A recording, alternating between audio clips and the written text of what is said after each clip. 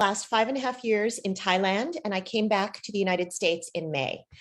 I wrote a book called I Made Life My Bitch, which is the story of how I escaped my toxic marriage, outran breast cancer, and reinvented my life in paradise. I loved it. It turned out to be a best-selling book, and I was so excited. So I'm going to write more and I'm going to speak more. If you'd like to connect with me, you can join my Facebook group. It's called Life Reinvented Network. So look for that. So what they say is you're either an owl or a lark. Which are you? Larks are those early risers who are active in the morning and productive in the morning. People who sleep later and remain active past midnight are called owls. I personally am a lark. One of the things that I think is a good first step if you're really trying to change your body clock is to understand your own biological prime time. So what you can do is you can chart your energy, your focus, and your motivation hour by hour, and just try to really understand your own body clock. Then you want to do your hardest or your most creative work during those peak hours when you're at your best. So for me, my most productive time is between 6 a.m. and 10 a.m. The joke is Barbara can clean a kitchen faster than any human being alive at 6 a.m. If I lived in a commune, I'd be the one up making coffee, making breakfast, cooking the bacon for everybody, cooking the eggs, doing all that stuff. Between 6 a.m., I wake up happy and sunny. So that between 6 and 10 in the morning is my most productive time. Between 10 and 3, I'm also productive, but less so. Between 3 and 7 p.m., I'm kind of slowing down. It's not great. I kind of get through the workday, but just barely. Between 7 p.m. and 10 p.m., I really need to wind down. I can answer email, but I'm not going to do anything that really requires, math problems or really creative thinking, nothing hard. And then at 10, you could actually set your watch. I just tip over at 10 p.m. So that's my body clock, and you should understand yours. So I read this book called The 5 a.m. Club. And the concept is if everybody else is getting up at 6 a.m., if you wake up at 5, you're getting an extra hour that nobody else gets.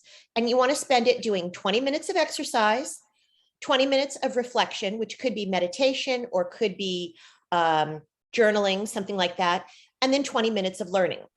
So I love a good multitask, as many of you may also. So I thought, why don't I just do 30-30? I can combine exercise and learning, so I can be on my bicycle and listen to audiobooks, or I can do swimming and meditation where I'm doing those long laps and I'm focusing on my breathing or repeating a mantra. So that's kind of how I split up the multitasking. So my morning routine, I thought I would share, it might be helpful for you.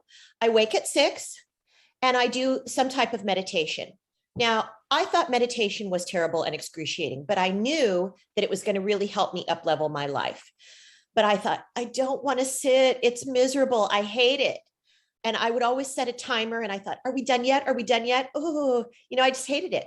What I did to change that and make meditation doable for me, I decided I'm not going to sit. I'm just going to lie down. And I switched from a timer to a stopwatch. You wouldn't believe the difference that little change made for me, because I wasn't thinking in the meditation, when's the alarm going to ring? I just meditated for as long as I felt comfortable. And when I was ready to kind of come out of it, I would look at the stopwatch and I'd go, look at that, 20 minutes, amazing. I drink coffee. You may drink tea, but I like to get the best coffee that I can get. And a habit that I got into when I lived in Thailand was coconut milk. Lasts a lot longer than dairy milk in the refrigerator, and it is delicious and creamy. Then I do a green smoothie in the morning, avocado, English cucumber, so you don't have to peel it, spinach and celery, and then a little pink Himalayan salt. Fresh, delicious, and the best hack to get all your veg in early in the day. It's awesome.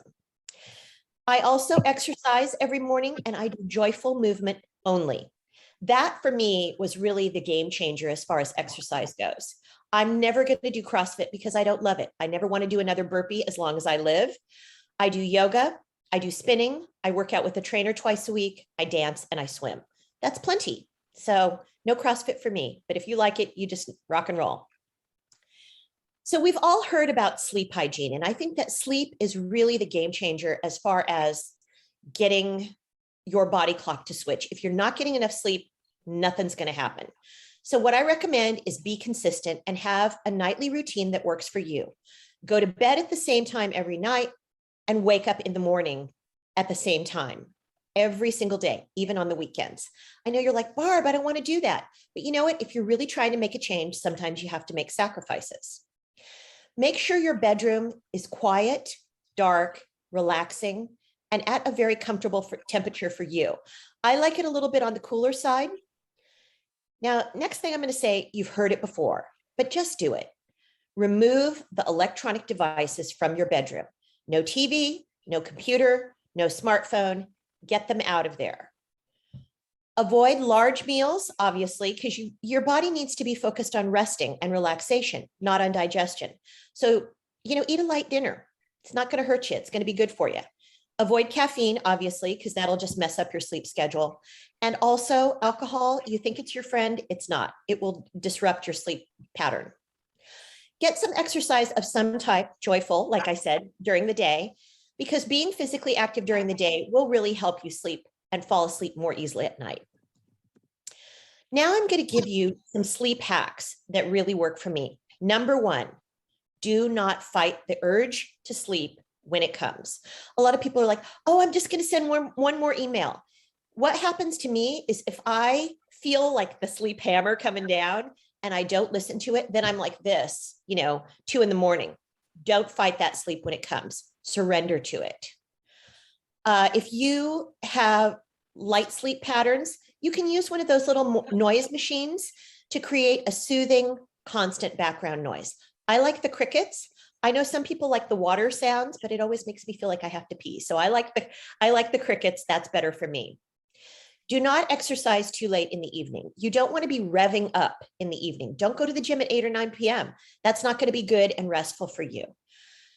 Obviously, empty your bladder before you go to bed, but sometimes I'll get into bed and I'll like, yeah, I could go back. Don't be afraid to get back up. Even if you've already felt that sleep cue, you're not going to sleep through the night if you have a full bladder. So just go take care of business, come back, and then relax again. I like to keep my bedroom on the cooler side, but one thing that's important for me and maybe important for you, wear socks. If your bedroom is really cold and your feet are cold, it's not going to work. You're always going to, wake up. So get the socks, girls and boys. If you live in a noisy environment, or if you have a partner who's maybe a snorer, get those swimmer's earplugs. They are much better than the foam ones. They're made of wax. They're very easy to put in and remove, but they block out noise much more effectively than the foam earplugs. Another thing that I like to do is the carb coma. So you've all felt that if you've had a carb heavy lunch. If you eat a carb heavy dinner, not too late, but pasta or potatoes, they will have me knocked out and snoring in no time. Don't drink alcohol if you're having trouble with sleep. You think it's your friend. You think, oh, I can just drink it. It's going to knock me out. Yes, it will, but you're not going to stay asleep. It's a blood sugar thing, and it's going to wake you up at 2 a.m. and then you're being like, what did I do? So you'll fall asleep, but you won't stay asleep, and it will disrupt the rhythm of your sleeping. Obviously, get a good mattress. I like memory foam. Make the investment.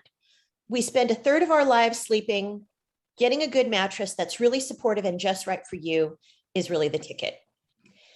Many people say, if you wake up in the middle of the night, if you suffer from insomnia, oh, get up and walk around. No, don't do that. What I do is I stay in bed, get in a comfortable position, and then I meditate. I focus just on breathing. So in for 5 slowly and out for 5 or 6 slowly. If you really do that, it's going to calm your nervous system, and you're going to be asleep in 20 minutes, guaranteed. So don't worry. So what do you do if you want to become a lark?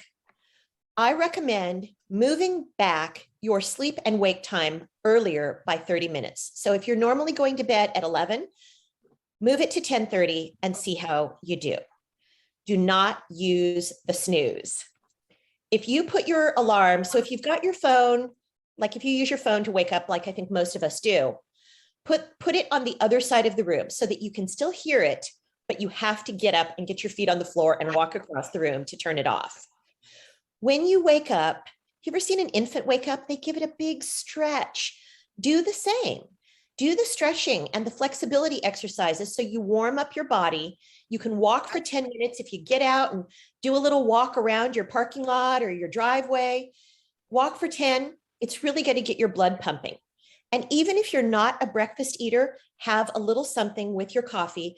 That signals to your body, it's wake up time. Here's some fuel to start your day. Do a warm shower with a cool rinse. I know it might be a little uncomfortable when you first start, but it can be exhilarating and it's going to get you going for the day. And if you have trouble with organization in the morning, set your clothes out the night before. That one little thing of preparation can make your day go so much more smoothly. Last thing for sleep hacks, no midnight snacking. No, it's tempting, but it will disrupt your sleep pattern. One thing also, and the previous speaker also touched on it, be gentle with yourself. Don't try to change too much all at once. Adjust by 30 minutes and do it incrementally. Create a nighttime routine that you love. Remember when you had like little kids, if you had them, or when you were a little kid yourself, there was the bath time, there was the reading, you could do the sound machine, you could have a little essential oil diffuser, really just baby yourself. Take care of yourself and use that nighttime routine as something that's going to feed your heart. And if you have a setback, don't give up, just keep at it. So you think, will I ever really change, Barb? By following these steps, they will get you moving in the early morning. You'll be able to get to work. You'll get to stay awake in those early morning meetings, and at least you'll feel like a human. Your body clock may never switch from being a night owl, being, a lark in the morning, but at least you'll be able to function better and you'll feel better. So best of luck to you. I wish you the best. If you'd like to connect with me, you can join my Facebook group. It's called Life Reinvented Network, and you can check out my book on Amazon. It's called I Made